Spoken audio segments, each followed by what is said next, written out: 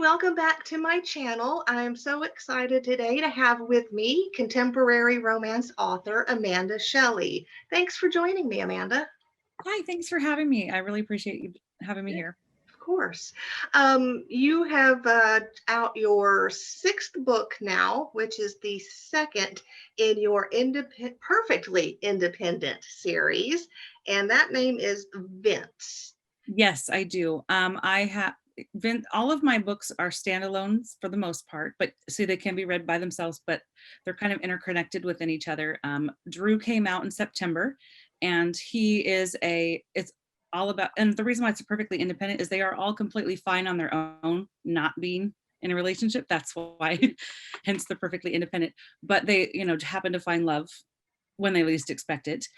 Drew came out in September. It's a sports romance. He's a basketball player, and he is using his basketball scholarship to get into med school. So he's not your typical jock. He is so focused. In fact, at the very beginning of the book, the whole purpose of him picking Abby as his lab partner is she thought he would be like the most non-descript, non-influential, no one, he'd be completely focused on the class, and oh, he was so wrong in a lot of ways. But Abby has a roommate, Sydney, who you meet in book 1, and Sydney's story is in book 2 with Vince. And Vince is a guy who has dropped everything to help his sister and her niece go through college, because his sister got pregnant in high school and didn't want to be a teenage statistic, because like less than 2% of teenage moms graduate before the age of 30. And he's like, I'm not going to let you do this. So he's helping her, and they're both going to school together, trying to do their own thing. And he meets Sydney, who is this feisty, strong, she's a hot redheaded, independent, like hot, fiery bartender who has no business or has no qualms telling you what she thinks and how she thinks it. And but he has some secrets just because of life, that he's had to put his personal life on hold. And so that releases, it's out everywhere, comes out January 26th, so it came out then. And it's all about how they get together and all that stuff. And then right now I'm currently working on book 3 of the Perfectly Independent series, which will be his sister Vanessa's story. Okay, great. What drew you to writing contemporary romance? Well, for starters, I'm a huge avid reader. That is my biggest, I love to read. I read all types of genres, but I'm also a mom of 4. And so when they were little, when they went to bed at night, that's what I did. I read, and I would read, and I would read, and I would read. And then finally I started coming up with stories on my own, and I'm like, well, I could write this. And my first arc, I didn't have any clue about the whole entire world of indie authors whatsoever. Right. And so when she gave me my first arc, I realized, oh, well, maybe I could do this too. Like that type of, like I had these stories, and I never thought I would be doing this, like 10 years ago. No way. Right. Now, in the last year, I've released 6 books. So very prolific. Yeah. So, but it all came down to, I just kept having those stories come over and over in my head. And as those stories were coming, I had to write them down. And then I was like, well, maybe I'll share it with somebody. And they're like, this is good. You should maybe do something. So then I started taking it seriously. Does that make sense? Like I wrote for probably about 5 or 6 years without anybody even knowing. And right. Then I finally released all my books this last year. Wow. Quite a year for you. Mm-hmm. What heat level are your books? They're not, I mean, they do have steamy scenes. They're definitely have, I wouldn't say they're erotic books at all, because the storyline is all about, it might not happen till the end of the book or things like that in some of them. But there is, I would say there is steam in them. They're not like the hottest things, because it's not all about steam, right. But it's more about the relationship within the books. Does that make sense? Yeah, it does. How do you decide on what steam level to give your book? It kind of goes with the characters. Like if there's certain ones that, like if they don't get together, like some of them they get together at the beginning. So I mean, Yeah. and others of them don't get together till the end because it doesn't fit their storyline, and you find out why it doesn't fit their storyline as you read the book. If that makes, I don't want to give anything away. No, giving nothing away. No, I agree. I like, the heat level fits the story and Well, the story that needs to be told. well, I mean, I do have a clean romance out there, and there's zero heat in that. I mean, Yeah. there's chemistry, but there's no heat. The rest of them complete heat. Depending on how you want to talk about it, but like it wasn't appropriate for that book, so it just didn't go there. Uh, let's talk romance tropes. What is your favorite romance tropes, and do they differ in what you like to read and what you like to write? Honestly, I like reading all of them. I don't really have a particular favorite. I like enemies to lovers. I like friends to lovers. I like just meet, like the whole cute meet cute where you don't know the person beforehand. I read I read so many books that I can't say I have one particular kind. The kind I like to write are ones that they're more realistic in the sense of it's somebody living their real life, and how they interact with people and getting their happily ever after type of thing. Hmm. It's not, I mean, yes, there's still fiction to it, but they're more grounded in reality. Like it's stuff that could be more plausible, I guess, in real life, and it's just like somebody else getting their happily ever after kind of. It, Do you have any romance? What are your least favorite tropes? Do you have any that um don't really do it for you? Honestly, I really truly I'll read dark romantic suspense. I read just about anything. Me personally as an author, I mean, I like even like the romantic suspense books. I love like the military ones. I mean, I love reading all those. Hmm. I tend to write more what I'm you write what you know. Yeah. My books I do have a military romance, and I will be doing a spin-off series on that. But Hmm. it's one of those things where I just like to have stuff with good characters and the relationship and the way they make you feel. Like for me, my favorite books are the ones that make me feel. And so if I connect with the characters, that's what I want. So, what is it you think about what would make a romance a swoon-worthy romance? What makes you swoon when reading a romance? Well, that's a hard question.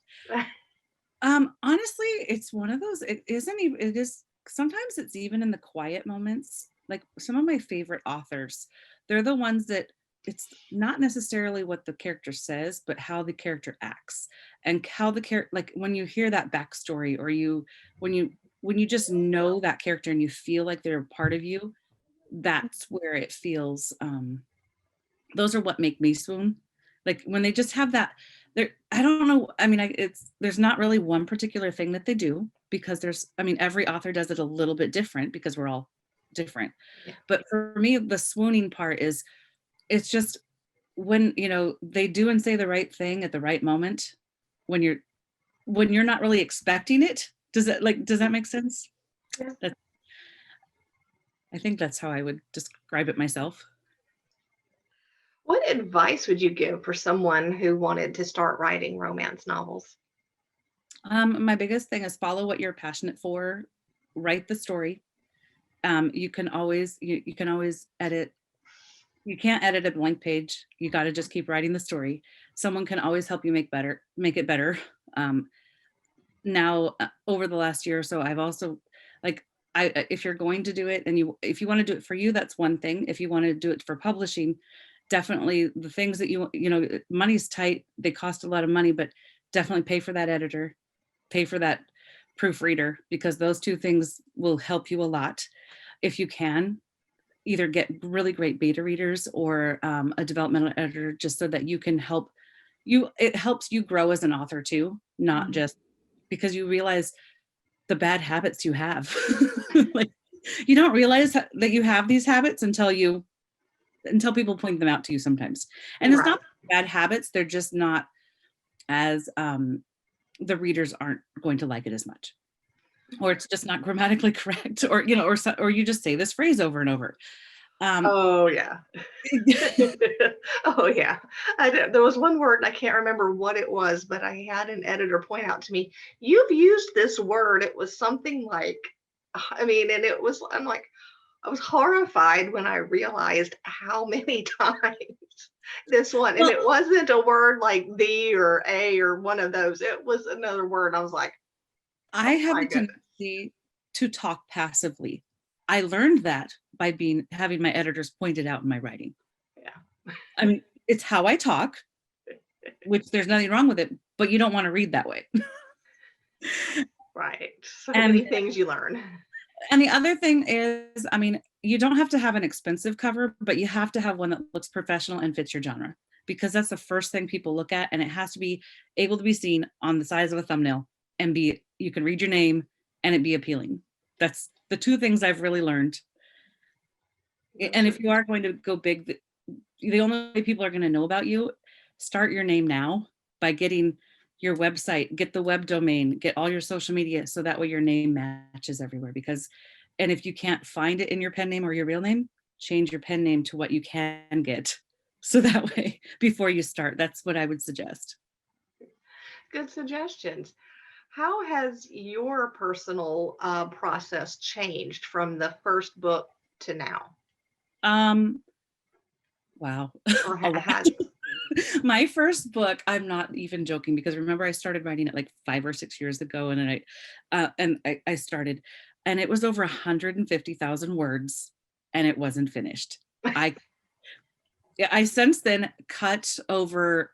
It ended up being right around 95,000 words total, and I finished it, but I cut over 60,000 words. You just really, if it doesn't move the scene, you cut your darlings. You got to, if it doesn't move it, you got to move on. right, And the other thing I've done is, I used to really agonize and pore over every little thing. And now I've gotten to where I know my characters so well that I can just, I know, I plot out I'm kind of a hybrid. I do know the kind of where the story's going. I know where the end is, but I have no idea how I'm getting there sometimes. And I've also learned that I don't have to have so many. I used to know like little points that I wanted to go along the way, but I don't have as many, and my books are a little bit shorter time period, so they're not spanned over a year, or because when you go longer, that has you have to really find something to make the time pass too. yeah. But I'm also like, I'm more efficient. When I got a developmental editor, it really helped me personally, because I started seeing my habits, so I stopped doing them, and then I just write differently and more efficiently. Like, I can write more, and sprints are my friend. If I can, I have 4 kids and I work full time as well. So if I can get 20 minutes of writing in, and I can get 500 to 1,000 words in an hour, I'm golden. I'm happy. And so I just use my time well. And the other thing I used to do is, I always used to end at the end of a scene. Mhm. Now I'll stop in the middle of it, and because it guarantees that I'm going to keep going right with where I was at. I know Yeah, that you're in sounds, the middle of an action. You just can pick back up with that yeah. rather than Whereas knowing what's having to start next. yeah.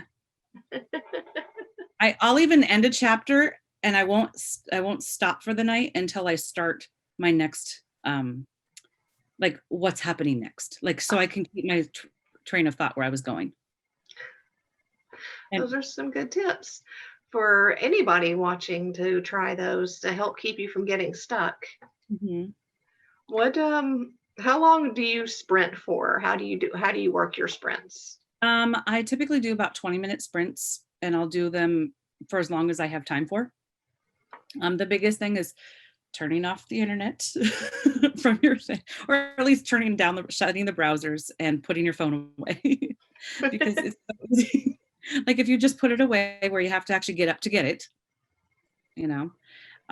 But also, I find, for some reason, these last 2 books they like to be written between like 10 p.m. and 2 a.m. Because sleep is overrated apparently sometimes. Because once I get going, I'll be like, oh my gosh, I'm like, it is 2 a.m. You have to go to bed. You have to get up at 6. But usually I write when my kids go to bed. So that's when but I teach full time. So during the summer, I write more during the day, obviously, but it's when I have time at night. Wow. What scene have you had the most fun writing? What scene? Oh, I this one in Vince, I have to say, this you'll meet Sydney in Drew, and if you don't read Drew, it's totally fine. You can pick up on it without it. She had this really date from absolute. He was awful, and it was just the epitome of a date from hell. I don't even know how to explain. And he had the audacity to come talk to her in the second book, and she was having a bad day, and she told him where to go and how to get there in no uncertain terms. And she was at work, and her boss just turned around and goes, "All righty then." I mean, those are those fun little things where you're. But I also some of my favorite scenes are those emotional moments where you show their vulnerability, or you show, hey, I'm not human, or I'm not perfect. I have these flaws, you know. Right. I I mean, I like all parts of it, but it is fun. I like all of my characters are like fun and spunky with a ton of sass. So those little sassy one-liners are sometimes fun to put out. They are. Um, but I also like those connecting moments when when they reveal to them what their hang up is, or what they're just as emotional, but in a different way. So your story, for your story ideas, what comes to you first? Do you get the plot in your mind first, or does a character come to your That's a mind really first? interesting question. Um, for my first two books, Resilience and Resolution, I had the plot and the characters, and I kind of knew them. With Vince, I actually thought of Vince, this book that's just released. I thought of that 2 years ago. I came up with it in 2017. I went to an authors conference, and CL Collier and I were driving around on a break. And I'm like, well, what would happen if the character had this happen to him? Well, why would this be there? And then I totally had to build the whole backstory. And then I had to build his sister's backstory, because his sister's going to heavily impact his storyline. And so then I had these two books hanging around, but then I was like, well, I don't want them to be the first two in the series. I want you meet them next. So I ended up coming up with Abby and Drew's story. And I'm like, well, couldn't I connect it to this and make it a series? So I kind of come up with the character. I mean, it depends though. Like there's certain ones where Making the Call was all about a football coach. Because all the sports romance I'd been reading were all about the players, and Making the Call is all about the coach. And he's the youngest one in the league. And I will admit that Sean McVay was totally an inspiration in that. Because I'm a Seahawks fan, and I don't watch the Rams at all, but I started watching because of him. And then some of the things that he had done, like it was just one of those things. It was the year he debuted as a coach, and I totally wrote that story that year. And so, but I made up my own team. They're the Rainier Renegades out of Tacoma, and he lives on Anderson Island, and he goes he goes home for the weekend, and he's completely, like, obviously he's the youngest coach in the league. People know him. Well, the person he runs into Danny, who is home as well, and she has an accident, like falls off her bike, just totally road rash every which way, and she has no idea who he is. She's an author who just is stuck in her own little land, and he has no idea who she is, because he doesn't. And so they're both completely famous in their own worlds, but they have no idea. And so I love that. he loves the fact that he can just be him, and he doesn't have to put on, like she has no idea who he is. In fact, it's hilarious when her family finds out, because they recognize him and go like, what the hell is he doing here? So, but and eventually when I have more time, I'm going to write more books on that series as well, but it will be back to the players. But I had a moment of, well, we never hear about a coach. And it was actually a lot of fun researching what coaches do, because, oh my goodness, they do a lot. They do. How much research do you put into your novels? It really depends on what the book is. If I don't know a lot about the profession or the career or anything like that, then I'm obviously going to make it look as try to be as authentic as I possibly can. Other ones, it's more about the characters and the story of them, and you don't have to research as much. Does it, if that Yeah, makes sense? yeah. And um, in like, and it depends. And sometimes you have to research more of one character for their one character than the other because I've always been a fan of football, but I had never known that much about the coach's life but I had to go, like, I wanted to make it authentic and what it would be like for them. And so, and the military, I had to look up for that, but I didn't have to look, and even med school, like what kind of classes you'd be taking, just so that way you could kind of drop some things in to make it feel like it's real. But Yeah. some books I haven't had to research as much for because it's all about the character. So, what does success look like for you? Success is finding something that I'm proud of, that I feel it, I mean, it isn't based on a number or anything like that. It's, the fact that I've actually published books and have them out in the world, to me, that is a huge thing. Is there room for improvement? Absolutely. There's always room to grow. Um, but success for me is honestly just finding happiness within yourself.